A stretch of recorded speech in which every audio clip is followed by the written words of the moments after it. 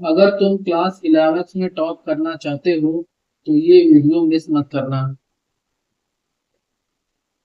Question 24, journalize the following transactions in the books of Kanishk Traders. Transaction number 1, sold goods costing rupees 1,20,000 to Charu at a profit of 33 whole 1 by 3% on cost and less than 15% trade discount। कहने का मतलब ये है, question कहना क्या चाह रहा है, क्वेश्चन ये कह रहा है कि कनिष्क ट्रेडर्स ने, जो बिजनेस का ओनर है, ठीक है, मींस बिजनेस ने गुड्स सोल्ड किए कितने के, जिसकी कॉस्टिंग थी 120 की। अब उस कॉस्टिंग पर 33 होल 1/3% का प्रॉफिट मार्जिन लेकर 15% ट्रेड डिस्काउंट के ऊपर क्या कर दिया, सेल कर दिया। बस सिंपल एंट्री पास होगी। बस कैलकुलेशन का सारा गेम है इसके अंदर, और कुछ है ही नहीं है। तो एंट्री क्या पास होगी भाई, चारू को गुड्स सेल किया है बिजनेस ने, तो रिसीवर कौन है इस केस में भाई, बिजनेस अगर सेल कर रहा है तो रिसीवर कौन है? रिसीवर चारू है, ठीक है। और ऑन क्रेडिट है क्योंकि सेकंड पार्टी का नाम दिया। सारे कॉन्सेप्ट मैंने आपको बताया। तो क्या होगा, चारू डेबिटेड, चारू debited to sales account.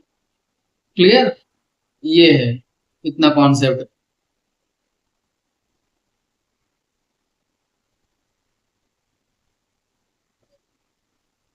Amount है कितने का, टोटल अमाउंट आएगा, चेक करते हैं। देखिए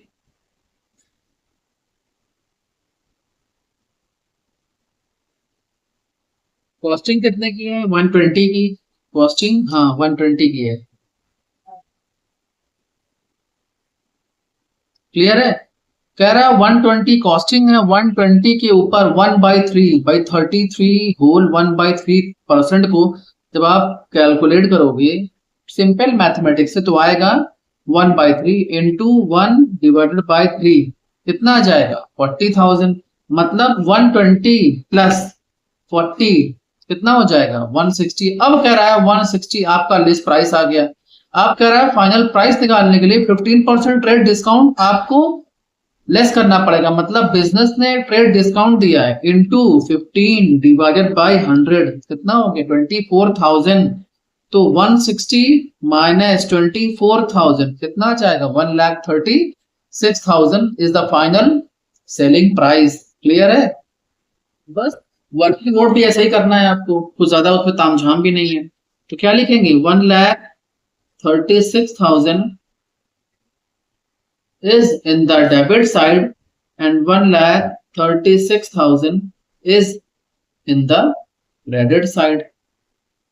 Transaction number 2, sold goods costing rupees 80,000 to Arun against check at a profit of 25% on cost less than 15% trade discount। Same, सिर्फ क्या फर्क है, यहाँ पर चेक की बात हो रही है, ठीक है, यहाँ पर चेक की बात हो रही है। पहले वाले में क्या था, ट्रांजैक्शन ऑन क्रेडिट था, यहाँ पर चेक की बात हो रही। बाकी डेटा का फर्क है, वहां 120 कॉस्टिंग थी, यहाँ 80 है। वहां 15% डिस्काउंट था, यहाँ भी 15% है।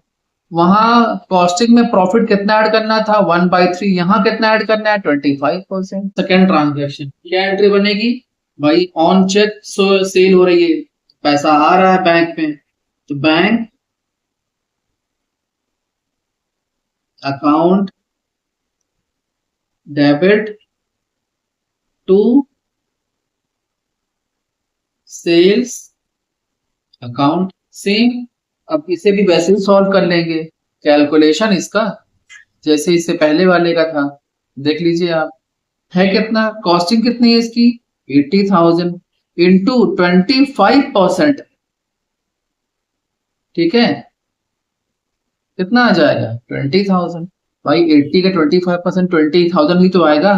तो 80 प्लस 20 कितना हो गया 1 लाख। अब इस 1 लाख पर इंटू 15 डिवाइड कर दो 15,000, ट्रेड डिस्काउंट लेस होगा ना, तो अमाउंट कितना आएगा 1 lakh minus 15, 85,000 is your final sales price. तो 85,000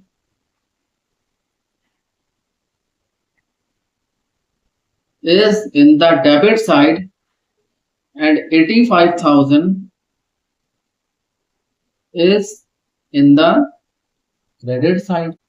Transaction number third, paid by check of rupees 8,400 as insurance premium for a period of 12 month. भाई हर आदमी जानता है फाइनेंशियल ईयर 12 मंथ का होता है, that is not a big deal. Clear है. Starting 1 अगस्त 2022 ये है.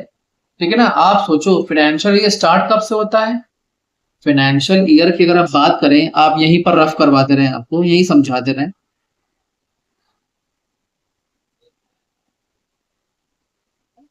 आपका फाइनेंशियल ईयर स्टार्ट कब से होता है. From 1 means 1 April to 2021. 1 कैसे हो गया. यहाँ पर बात किसकी हो रही. 22 की. अच्छा 22 की को ही स्टार्ट हो रहा है. क्लियर है. एंड कब होगा. 22 को स्टार्ट है तो एंड कब होगा. 31 मार्च 2023. बट क्वेश्चन में लॉजिक क्या है. साफ साफ देखिए क्या लिखा है. 1 अगस्त से स्टार्ट कर रहा है ये. ठीक है ना. अकाउंटिंग की सबसे बढ़िया बात ये होती है जैसा कहा जाए वैसा करना. अपना दिमाग लगाए तो आप गए काम से. ठीक है. अगर आपने अपना दिमाग लगाया एक्स्ट्रा तो आप गए काम से. ठीक है. ये चीज है इसमें. क्लियर. अब होगा क्या. तो आप सोचो 1 अगस्त से 1 अगस्त कितना होता है 8. 1 अगस्त 22 और 2 31 मार्च 23. आप काउंट करो. अगस्त, सितंबर, अक्टूबर, नवंबर, दिसंबर, Jan, Feb and March. Total 8 months यहां पर हुए हैं. 8 मंथ्स. बट पेमेंट कितने का हो रहा है. 12 मंथ्स का. इसका मतलब नेक्स्ट ईयर का पेमेंट. मतलब यहां तो 8 का हो गया 20. तो इसका मतलब जो 4 बच रहा है वो कब का है. 1 अप्रैल 2023 जो नेक्स्ट ईयर स्टार्ट होगा. मतलब पूरा अप्रैल, पूरा अब अप्रैल के बाद मई, जून एंड जुलाई. क्लियर है. तो 4 मंथ क्या हो जाएंगे आपके. हाँ 4 मंथ मीन्स. तो अगर 8 कहाँ गया. 8,400 कहाँ गया. ये है 8,400 है. 8,400 इंटू 4 डिवाइडेड बाई 12 कितना आ जाएगा. 2,800. जो आपके ऐसे देखिए 8,400 इंटू 4 डिवाइडेड बाई 12. 2,800 आपका नेक्स्ट ईयर को रिलेट करता है. मतलब ये प्रीपेड इंश्योरेंस है. तो पहले तो हम पेमेंट की बात करेंगे, देन उसके बाद हम प्रीपेड की बात करेंगे. समझ लिया. 8 मंथ का कितना कैलकुलेशन होगा यही कर दे रहे हैं आपको. For 8 month and for 4 month. तो 4 मंथ का होगा 2,800. 8 मंथ का तो क्वेश्चन में साफ साफ दिया हुआ है. क्लियर है. इतना कैलकुलेशन है. तो ये तो कैलकुलेशन है. वर्किंग नोट में आप इसको कर सकते. इंश्योरेंस प्रीमियम आप पे कर रहे हो कितने मंथ का. फर्स्ट टाइम तो पे कर रहे हो आप पूरा 8 मंथ के लिए. तो insurance premium account debit to bank. Payment कहां से हो रहा है भाई. पेमेंट चेक से हो रहा है. और इंश्योरेंस प्रीमियम डेबिट में क्यों जा रहा है. क्योंकि एक्सपेंस है. All expenses and losses are debit. ये कॉन्सेप्ट है भाई. इंश्योरेंस प्रीमियम आप फुल फॉर्म लिखना.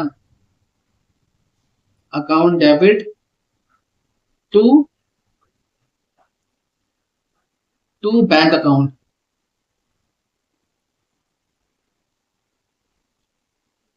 क्लियर. फॉर 8 मंथ 8,400 ये हुआ. एंट्री हो जाएगी यहाँ पे. अब इसका पार्ट 2 यहाँ पर ये पार्ट 1 और अब इसके पार्ट 2 की बात करते हैं. पार्ट 2 लिख सकते हो आप नंबर 2 डालकर. ठीक है. अब क्या होगा. अब 4 मंथ के लिए तो prepaid insurance premium account debit. भाई प्रीपेड है 4 मंथ्स का. तो नेक्स्ट ईयर का पेमेंट अभी कर दिया है. Prepaid insurance premium account debit to insurance premium account.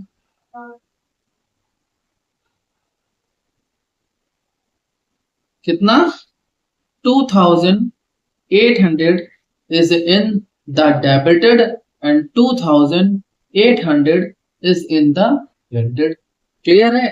Total क्या होगा कर लो भाई। टोटल में बहुत कौन सा बहुत बड़ा हार्ड है फास्ट होना है। पहला क्या है 1,36,000 प्लस, फिर क्या है 85,000 प्लस 8400 प्लस 2800 इक्वल टू 232 2,32,200। ठीक है, 2,32,200 is in the debited and is in the credited। अगर वीडियो से हेल्प मिली हो तो लाइक करो और चैनल को सब्सक्राइब करो।